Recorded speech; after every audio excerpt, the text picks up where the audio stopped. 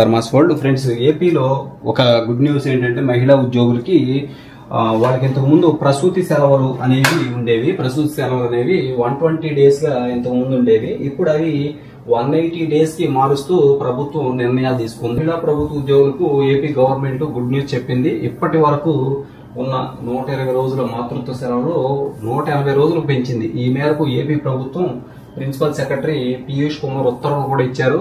అంతేకాకుండా గతంలో కేవలం 2 పిల్లల వరకు మాత్రమే మాతృత్వ సెలవులు వర్తించేవి. ఇప్పుడు తాజాగా ఆ నిబంధనను ఎత్తివేయడం జరిగింది. అంటే ఎంతమంది పిల్లల కన్నా వాళ్ళందరికీ ప్రతిసారి కూడా వాళ్ళకి 6 months సెలవులు, ప్రసూతి సెలవులు అనేవి ఇవ్వడం జరుగుద్ది అనమాట.